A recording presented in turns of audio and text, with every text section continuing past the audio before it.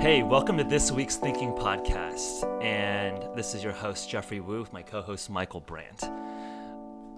And I'm really excited to have Joel Stanley on our show today.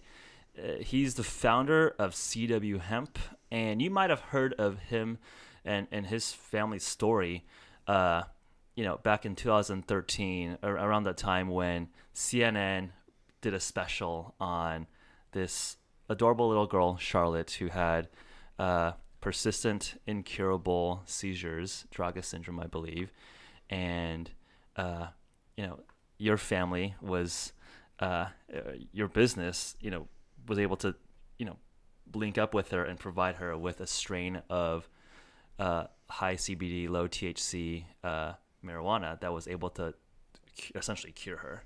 And I think that's an interesting point, because I think a lot of people, in the last 3-4 years have really seen that as a seminal moment where CBD, marijuana in general, has become, slowly becoming more and more adopted as something that is efficacious, is not, something that just criminals use or stoners use, but something that can actually have therapeutic and safe, effective use. Obviously, it's not an overnight success. I'm curious. There was a lot of work to even get yourself in that position. I think in the biohacking community that we see today, oftentimes, I think at NutriBox, we see ourselves as a poster child of this broader biohacking movement.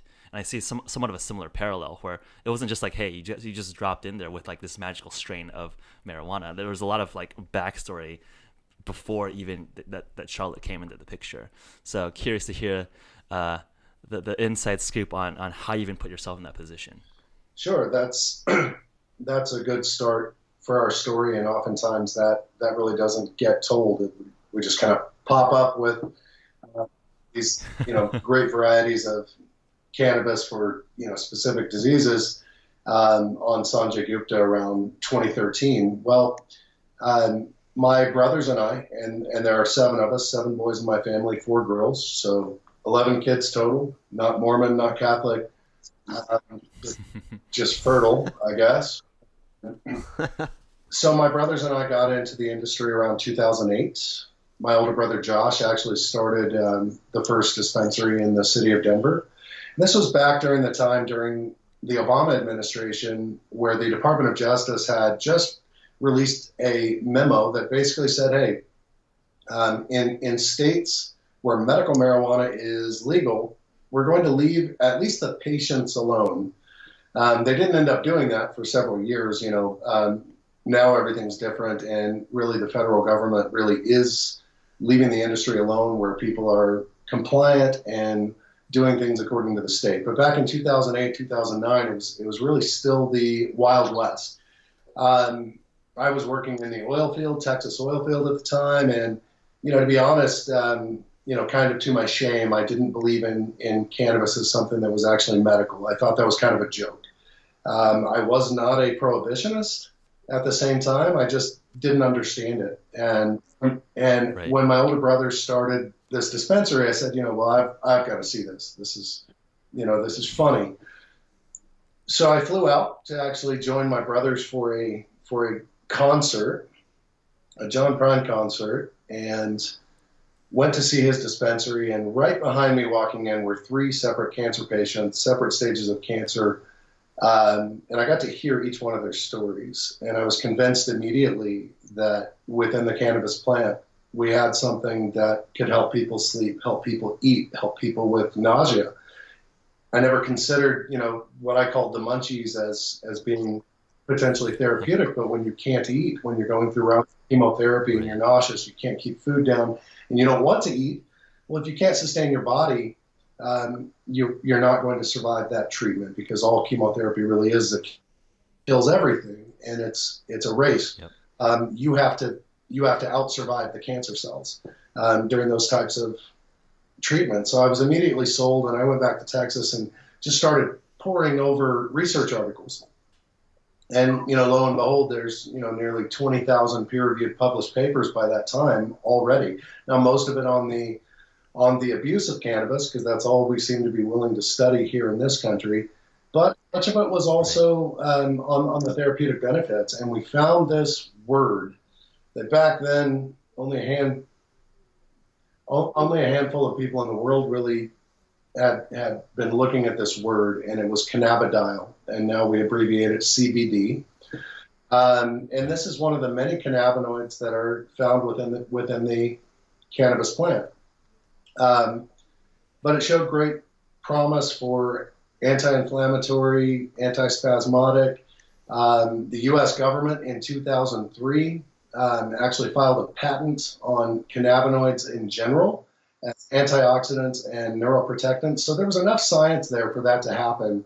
So I started looking at it. I didn't really like my job. Called up my younger brothers and said, look, the Obama administration has put out this memo. I'm starting to really believe in this plant, that this is going to be the future of many parts of our health. They all believe the same thing. So we jumped in late 2008 and, started as a caregiver co-op here in Colorado. And we started, to be honest, only with cancer patients. In the beginning, that was what we believed in. That was where we believed we could have the most impact. So these cancer patients would have like medical marijuana cards and licenses, and you would essentially be the supplier, where you could use their licenses to grow. Was that like the legal loophole? Because I think at that time it was still very just like uncertain. So I think props to you to pull the trigger and jump in there, because I don't think there's a lot of precedent of how to like properly operate under what was called Amendment 20 at the time, and it was a very vague, ambiguous law, as many of the medical marijuana states started. There were no regulations around it, and so I'm thankful for that time for many reasons, even though that was very difficult. We were at risk constantly of being raided, having products seized, going to jail, things like this way back then. But what it did for us is it was a system in which you had to know intimately each patient. And it taught us so much to know each person, why they were using it, and then begin to formulate a product that would work for them. And that's where my brothers, Stanley brothers, really, we became very good at creating titratable products that typically were going to be taken orally, so that we could measure an actual milligram dose of what cannabinoids they were getting. We learned to do that right at the very beginning because we had very medically fragile people. Our patients. So they needed to be precise and modular about the dosing.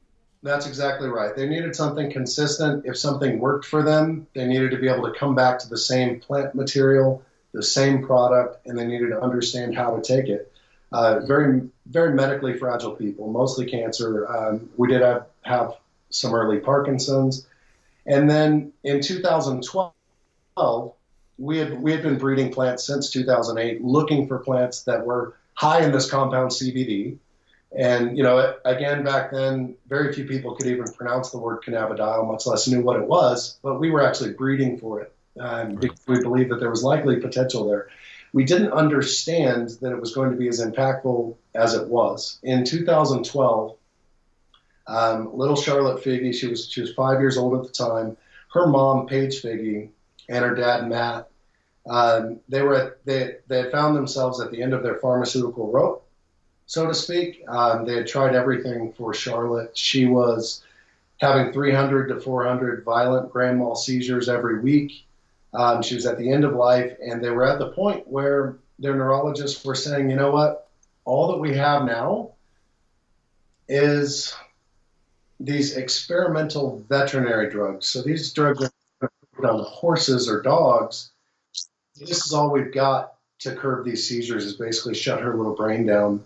And so they did their research. Kudos to them. They, here you've got this mom, child seizing in one arm, and she's Googling with the other hand, looking through, thousands of research papers to find out what may be out there to help Charlotte. And she found this word, cannabidiol. And she found research from like Professor Meshulam, who was the first to really isolate CBD and THC from the plant and begin to understand them at the University of Tel Aviv. She found a study that happened in Brazil in 1980 that showed that a standardized cannabis extract that was high in cannabidiol was effective at treating seizure disorders. Of course, this was in adults. And so she started looking through the industry, who has CBD? And she's going from dispensary to dispensary, and they're saying, CB what? And finally, she found us, February 2012. Yeah, and as a context, to make it clear, usually, when people are trying to get a high, they want the high THC, not the CBD. So essentially, the industry was like breeding out CBD, but you, in the foresight, we're like trying to breed for high CBD, which was, had just a lot of foresight. Well, and part of it too, to be honest, just a little bit selfish.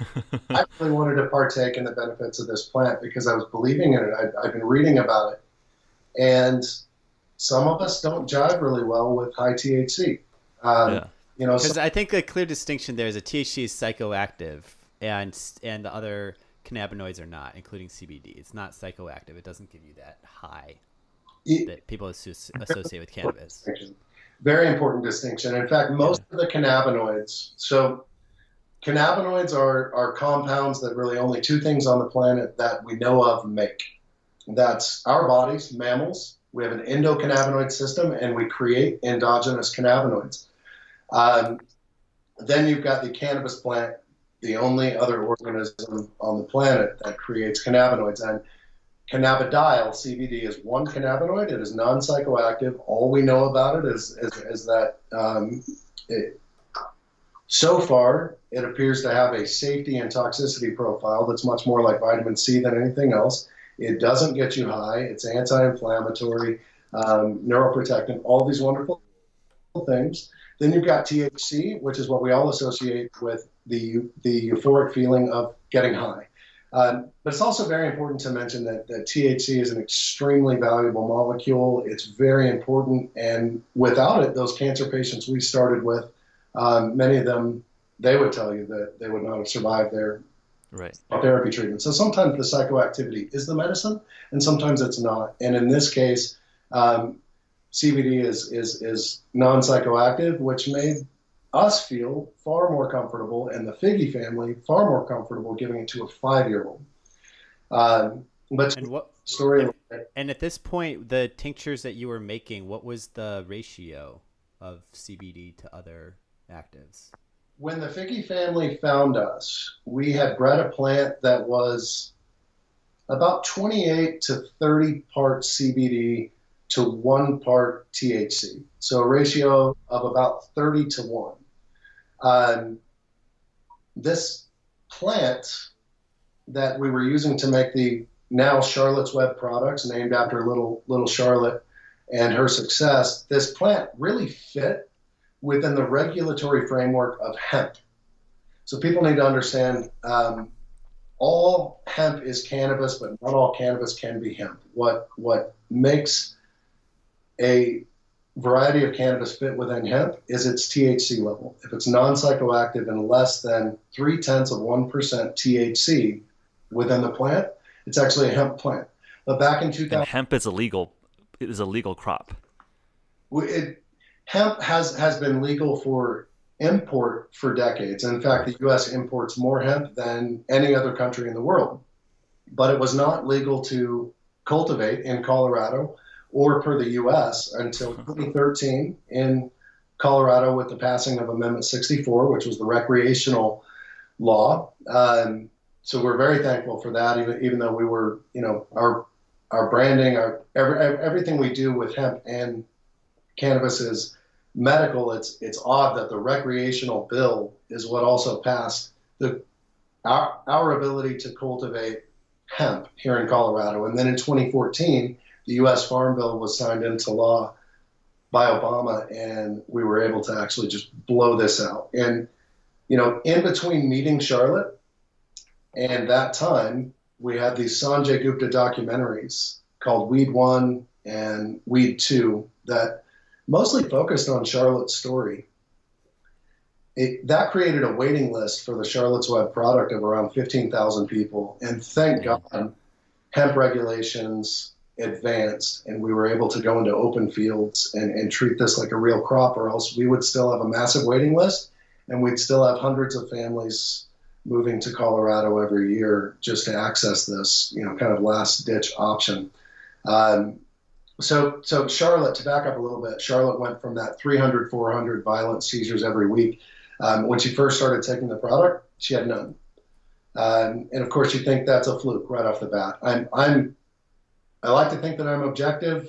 I'm probably even more skeptical than most people.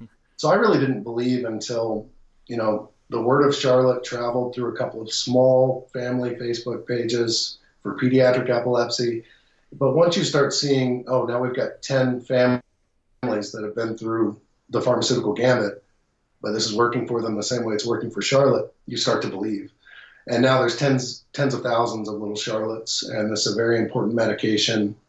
But it's also, remember, we're dealing with something that is a whole plant medicine, which only 2 of those exist as FDA-approved drugs, because until recently there weren't any mechanisms to allow plant-based medicines to make it through that process. So you have a whole plant hemp medicine that really fits as a dietary supplement. It's also, not just something that's working for Charlotte and other families in those same situations. It's something that I take every day because it has that super low toxicity profile, super safe profile. Right. And all we know about it is that it's extremely good for us. And we have a system in our bodies, endocannabinoid system, that compounds like CBD fit that system like a key through a tumbler. Now we've got this product, and typically what we assume that a drug is, from a regulatory perspective, is anything that we make a claim on. If it works for epilepsy, if it works for Parkinson's, then now it's a drug. And this can no longer be a food. This can no longer be a supplement. And we have this broken system in which we're really not allowed to talk about plant-based medicines. And our drug approval process for the things we can make claims on that insurance will cover is not built for botanical products. And most of the research that's out there that's been done on cannabis suggests that cannabis works in a whole plant form. And so we kind of have this cart before the horse because of prohibition and, broken system in which cannabis doesn't fit. But that's actually really interesting how that is a similar parallel with biohackers, where there's this I think as you're touching upon, there's this artificial bifurcation with medicine, which is very strictly defined on medical claims on prevention, treatment, diagnosis of disease, and enhancement.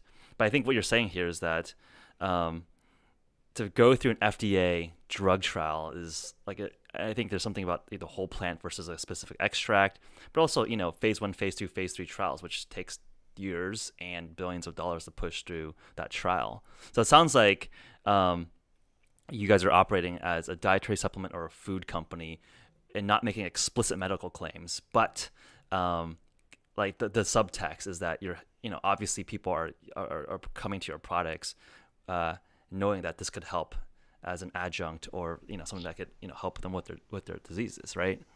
Is that it? It's a very tricky space to be in because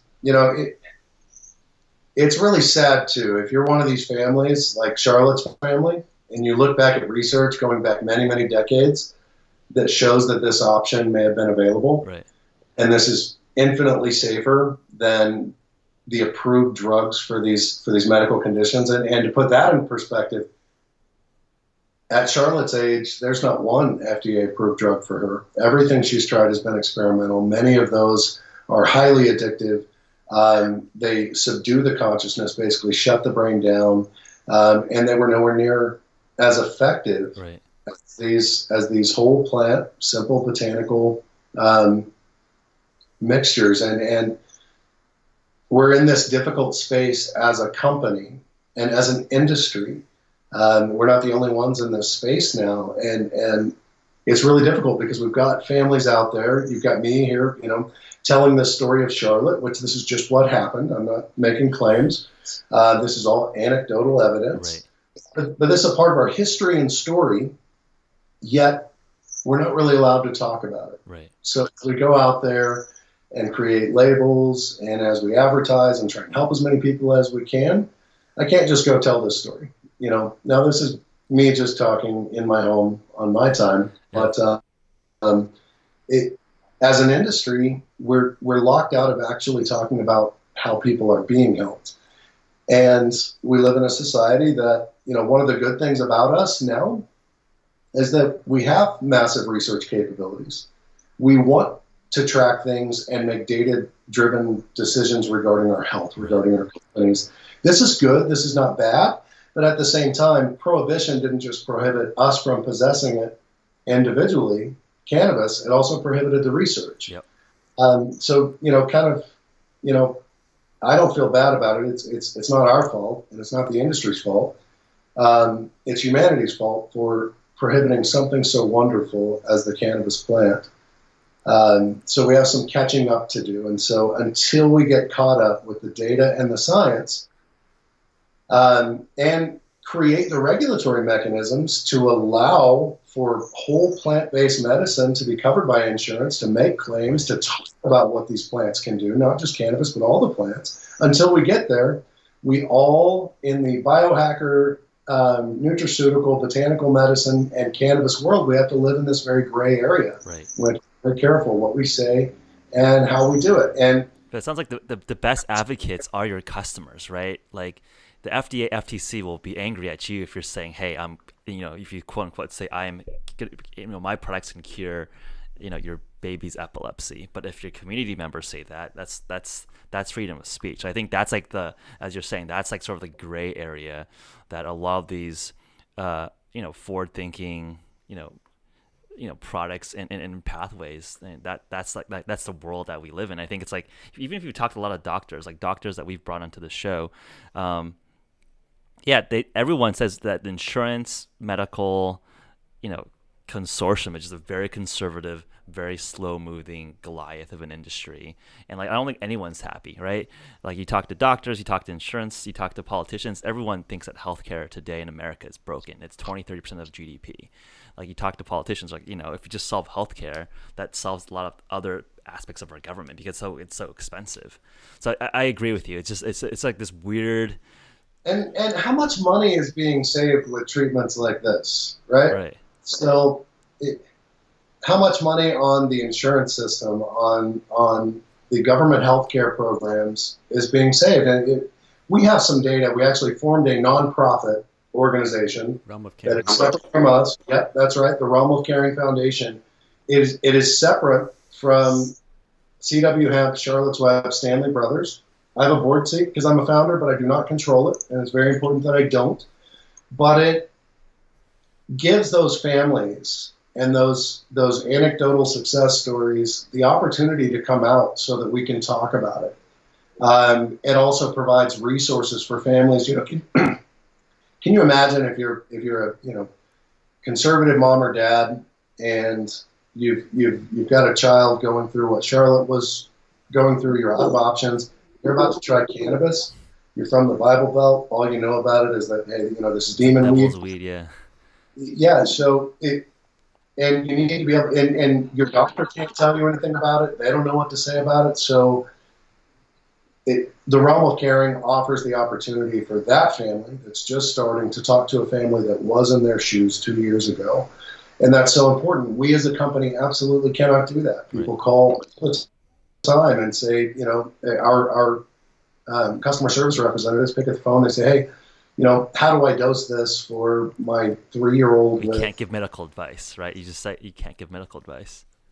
So we immediately send them over to the Realm of Caring. But what a perfect storm we live in which we've misunderstood medicine. We've gone to single molecule isolates and synthetics that now come with all sorts of side effects that the plants originally, typically didn't come with. Maybe sometimes they did, but not the way they do now. When we isolate these molecules, when we synthesize them and then put them in our bodies in an unnatural form, we now have all these side effects. So the medical community is swinging back toward botanical medicine, toward whole plant medicine, which is good science. It doesn't matter whether you believe there's a God that created these plants for us, or we evolved alongside them. Whichever one you believe, these plants come with combinations that our bodies recognize. And I feel like cannabis, in large part, is kind of leading the pendulum swing back to botanical medicine. But while we can't talk about it, the people that really know a ton about it and have seen the most about it, we can't talk about it. Those families you mentioned, those people that are experiencing benefit, this perfect storm of social media and information flow we have now, this is all culminating to teach us how we're supposed to be treating our bodies. Yep. I think the information flow is very important. Where now I think in the previous generation you have these gatekeepers of knowledge, right? We have to go through, some conservative doctor. For now, everyone has access to PubMed. You can look directly at top academic research from around the world, not just in the United States where marijuana is Schedule 1, so there's no clinical research there. But yeah, I guess in Israel, other parts of the world, the regulation around studying compounds is different, right? They can actually do clinical trials on that. So I think the access to tap into information directly without middlemen with competing interests, because a lot of these guys are complicit with pharmaceutical industry that they can't dominate with like a patent on a cannabinoid compound. There's no profit necessarily from having a monopoly on marijuana. So like there's like weird incentive structures to set up where I think with the power of the internet, with people connecting directly, people are trading stories that are working for them, and I think there's this paradigm shift where there will be just larger citizen science type trials that people are going to be looking at as a baseline to make informed choices for themselves. I think that's a very American thing to do, honestly, right? Like it's all about self-responsibility, self-education. And I think when people are holding back information, be like, hey, you don't do the homework, just listen to some old people in a room. I think that's very backwards to me. I think we should be encouraging and pushing this broader notion of educating and bringing more and more people into the discussion. That's exactly right. Yeah. And let's not forget where we came from, where all of our medicines came from, even our current pharmaceuticals. When we started to have the technology to really isolate these molecules and the legal framework to file for patents and really lock other people out of markets, we built this system that came from plant-based medicine. Used to 100% was plant-based medicine or even a little bit of animal-based. Now we're at a place where only 25% of our medicines come from plants. But even then, it's an unnatural form. We've isolated, pulled out one molecule. Right. Morphine's a good example, still comes from poppy. Whereas methadone, basically synthetic heroin, is something we create, doesn't come from the plant. And those are patentable. We can lock other people out of the market. Right.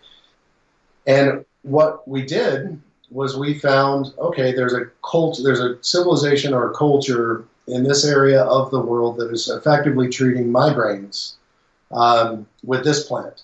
So we went and we studied it, and we said, on this plant can we pull out? Which one's doing this? We didn't think that it was, many of them or all of them. Right. We pull it out, put it through these clinical trials, spend billions of dollars, 9 years. Now we've got something that comes to market. Oh, wait.